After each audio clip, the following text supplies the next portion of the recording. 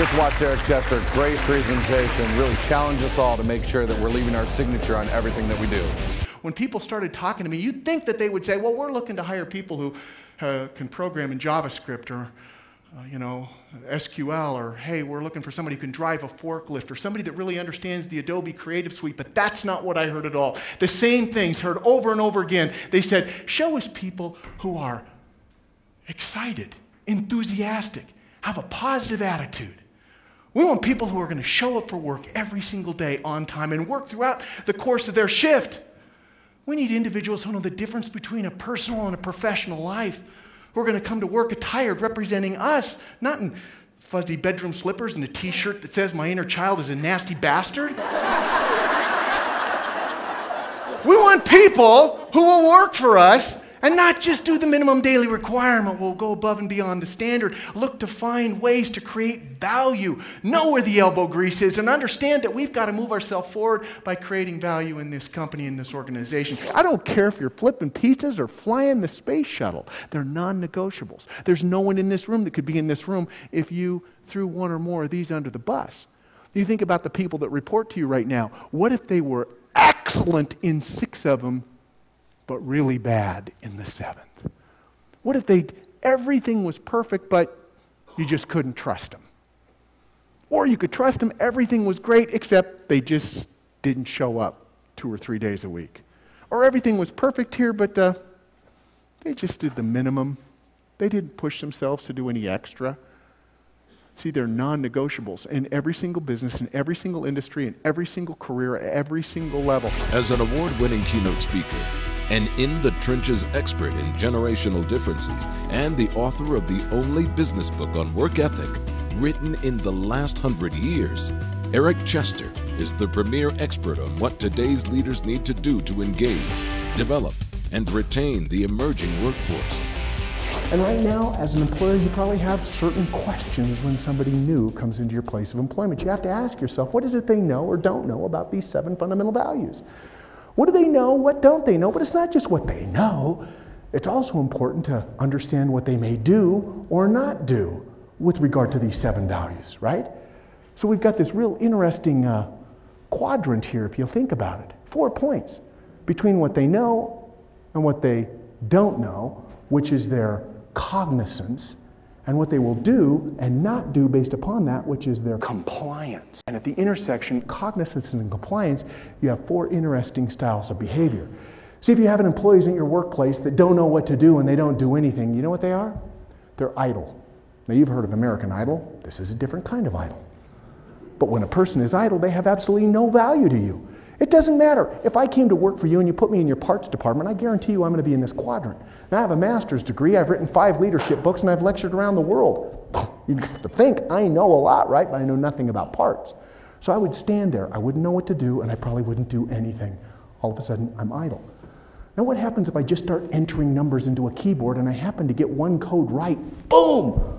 You hit the lottery. I don't know what to do, but I wind up doing something right, and then I'm lucky. Now, lucky isn't bad, it's just not sustainable. You can't run your business on luck. What happens if an employee knows what to do and doesn't do it? Isn't that the quadrant that drives you crazy? When people know what to do but they don't do it, then they're cheating.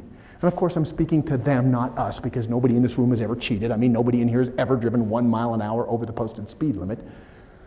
Nobody's ever ripped off a tag off a mattress or a pillow, because it clearly states don't do that under penalty of the law. See, if you're busy right now as a leader putting people into these quadrants that work for you, let me tell you something, that's a dangerous trap, because these aren't labels for the people that work for you. These are quadrants of behavior, and people move in and out. We've all been idle, we've all been lucky, and we've all cheated. You know where you want the people that are working for you right now, whether it's the front of the house, the back of the house? Every member of your team, everyone who's getting a paycheck that you're writing, do you know where you want every single employee? You want them in the quadrant that says, I know what to do, and I'm going to do it. I know what to do and I'm going to do it, because when they know what to do and they do it, now all of a sudden they have value. They have values themselves and they are of value to you. And when you think about it, that makes you, their leader, part teacher and part motivator. Because what you're trying to do is teach them what to do and then motivate them to do it. You want motivated employees? I'm sorry. Motivation is a warm bath. Motivation leaves when the motivator leaves. You need to show them how to motivate themselves, right? And constantly provide that spark. So it makes you part teacher, part motivated, and 100% mentor. Because when you're the mentor, what you do is you stand up in that valued quadrant and you start pulling people up right and left. You pull them up into that valued quadrant, and then you know they know what to do when they're doing. And I want you to think about what work ethic. What is work ethic? Work, doing. Work requires activity. It requires motion, energy. Work is doing. Ethic, that's knowing. That's a thought. That's a feeling.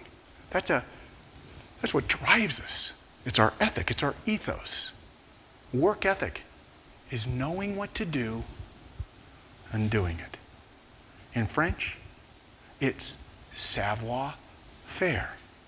Knowing what to do and doing it. That person has a certain savoir-faire, knowing what to do, and they do it. Isn't that what you want in your organizations? Well, here's the deal. I put you on top, and you're going to be the person that pulls people up into that up and over quadrant called the valued quadrant. And wouldn't it be nice to say, I did it. I pulled George up into that valued quadrant. I'm done with George. Not so fast. The world is fighting against these values. Constantly, every single day, the world is saying, you don't really have to be on time, so what? You're not a morning person. You're a few minutes late. It's not that big a deal. Go ahead and cheat a little bit. Everybody does. Come on. You're a square if you don't hook your buddy up with a drink now and then. Nobody's watching. Heck, give him a Diet Coke. That only costs, what, a penny a glass? Come on. The world is fighting against these values, so you can never stop. Never stop moving people up and over. Eric offers practical ideas and actionable strategies that stimulate employee engagement and bolster productivity. And he helps leaders drive sales and service into their front line by showing them how to develop their people from the inside out. Rules without a relationship lead to rebellion. Rules without a relationship lead to rebellion. If I don't like you, I might do what you're telling me to do when you're standing right over the top of me. But if I think it's a ridiculous rule, the moment you turn your back, I'm going to see if I can get away with doing it my way. And maybe my way and your way puts me in the cheating quadrant. So it's important to get personal, to know that individual at a core level. What do I know about the people who work for me?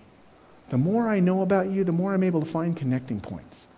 The more I can find ways to motivate you, solve challenges, and overcome conflict. Relevance just simply says, here's what I want you to do, and here's why. Now, mature adults are not warmly receptive to the notion of attaching rationale to everything we ask young people to do. We think to ourselves, I did what I was told, and I expect them to do what they're told.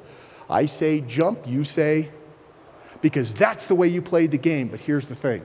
You can't manage them the way you were managed. You can't teach them the way you were taught. You can't parent them the way you were parented. The golden rule says, do unto others as you would have them do unto you. But the platinum rule says, do unto others as they would have done unto them. That puts the onus on us to know who they are. It's so important to make the instructions that you have, especially when it comes to these values, crystal clear. What does reliability look like in your business? When you say you're on the schedule at 1 o'clock, what does that mean? Most people say, well, I have to be there at 1 o'clock. Really? You think LeBron James shows up at game time? You think he gets out of his Bentley at 7 o'clock for a 7 o'clock tip-off? Or was he there several hours earlier because, baby, when it's game time, you got to be ready to go? Are you enforcing that throughout your organization? Do people really understand the clarity of the rules that you have in place? Sometimes we think we need to add more rules. Let's keep adding. Get away from that. Lighten it. Stay light and tight. Make sure that everybody knows your non-negotiables. The things that everybody in your culture and your organization clearly understands. So it's not an American problem, it's not a generational problem, it's just a problem. It's a mentality. It's a I want something for nothing mentality. You know where it's easiest to fix? The younger you get. By the time you get to be 45, 50 years of age, that cake is baked. He brought all generations together to be one. And I think the fact that, again, there's not a generation, it's not Generation Y, it's not the baby boomers, but to look at everybody together and to see how you can bring them together as one big group, I think to me that was the most impressive and the best thing I learned today. We're going to go back and, reevaluate what we do in our stores and really try to drive home the points that were made today and take advantage of reviving work ethic. Take advantage of bold ideas and cutting-edge strategies that will re-energize and re-engage your workforce. Introduce your leaders to Eric Chester, and you'll have a meeting experience they'll be talking about for years.